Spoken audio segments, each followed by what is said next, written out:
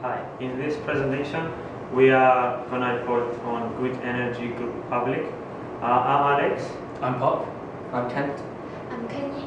I'm Molly. So, for the introduction, some background information on the company. It is a purpose and customer-led organisation which operates in the UK energy market. It is a highly competitive market, and in 2016 the market faced a period of heightened volatility where GB Energy collapsed. And for their business strategy, they have a 5-year growth plan, and they aim to differentiate themselves from other companies by focusing on their customers instead of just providing 100% renewable energy. And in their business model, they are owned by 1,700 shareholders, 80% of which are their customers. And they also raise funds by issuing bonds, and they have various partnerships with other firms.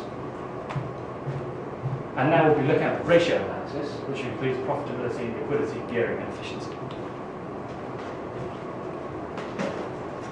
Revenue has grown over the first 2 years by 57%. However, 44% revenue growth in 2016 was a much greater financial success than the 12% in 2014. Revenue growth saw an increase from 12% in 2015 and to 44% in 2016. This is an incredibly positive situation, as it shows that the company is reaching a greater amount of consumers, backed up by figures: 5% increase in electricity and 14% in gas.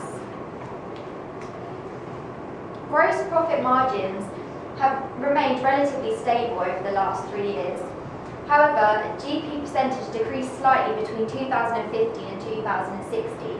This could have been because, in the chairman's statement, he revealed that there had been a greater increase in low-margin customers. In addition to this, in the last quarter of 2016, there were volatile trading conditions. The operating profit has not made any improvements and has remained at 6.6%. Expenses have decreased dramatically. This is a great sign for business, as the revenue has continued to increase. However, this should be looked upon as it could have negative effects in the future. Return on capital employed has increased at quite an impressive rate.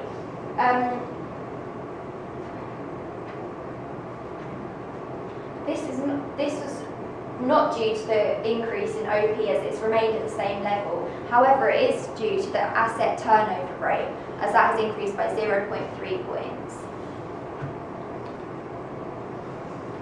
Asset turnover measures the efficiency within a company, and it's remained between 0.8 and 1.1 over the 3 years. This demonstrates that Good Energy as a company have been able to increase assets with strong revenue growth annually.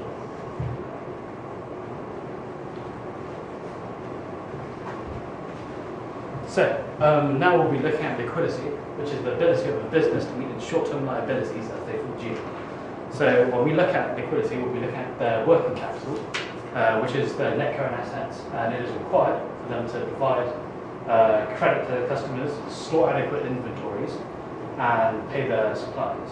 And we have an underlying assumption in the liquidity ratios that the firm can quickly liquidate their assets at their statement of financial position value to meet their liabilities. So now we'll be looking at the current ratio, which compares their current assets to the current liabilities. And you can see from the graph that from 2014 to 2016, there's been an overall decrease in the current ratio. And in 2014 and 2015, the ratios have stayed above 1 to 1, which suggests that the firm can easily pay and meet its liabilities. While in 2016, it has fallen to below 1 to 1 ratio, which may suggest they may run into financial difficulties. Well, it must be noted that there is no general optimal current ratio, as the nature and the size of the firm affect this value very greatly. And now we'll be looking at the liquid ratio. This is considered to be the more accurate and provides a more conservative image for the firm, as it does not include the inventories, which is considered to be a rather illiquid asset. So, as you can see now from the new graph, 2014 has still remained above 1:1. However, 2015 and 2016 have both fallen below that value, which may suggest that the firm will run into some problems in these coming years.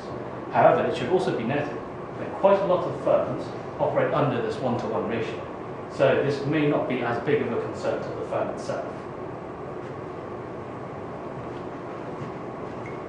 I will talk about the gearing that have the two section and to talk about first is the gearing ratio that is focused on the capital structure of the businesses. It's also focused on the long-term financial stability of the businesses. The second is the interest cover. That ratio is the financial ratio used to mention the company's ability to pay the interest on the debt.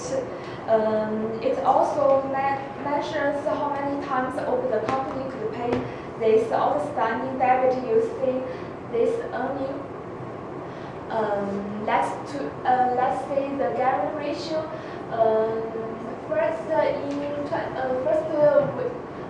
From this bar chart, we can see in 2015 gearing increased by 6 percentage points to 78% as the raise index exceeds the raise in the equity, and in 2016 gearing reduced and this time by the 4 percentage point and it's now at 74%, which is looking quite low.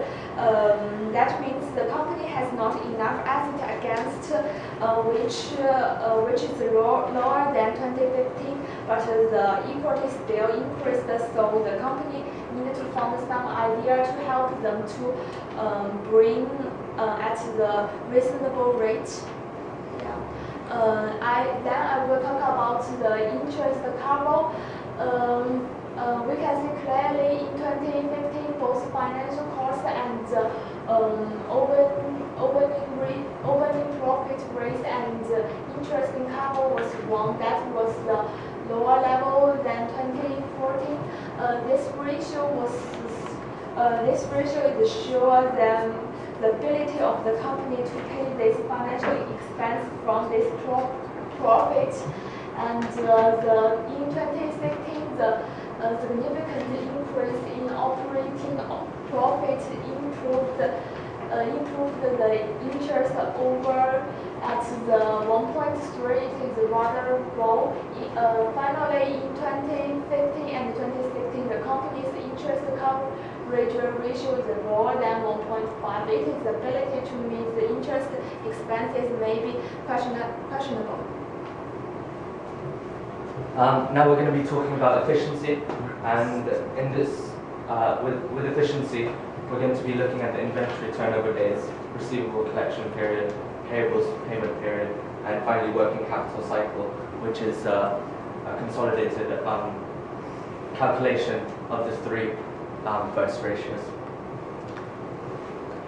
When we look in inventory turnover days of the company, we see that the 2014 and 26 figures have remained fairly consistent, and that's the norm for good energy.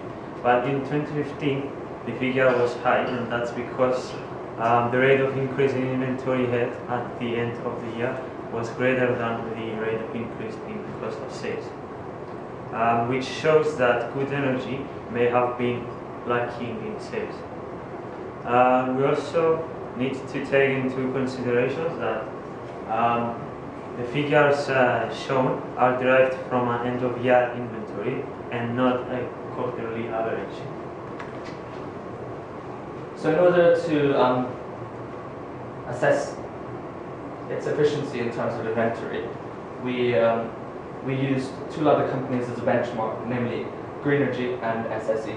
We find that Good Energy in terms of inventory turnover days comes second compared to the two of its competitors. This is possible that Good Energy's inventory turnover days is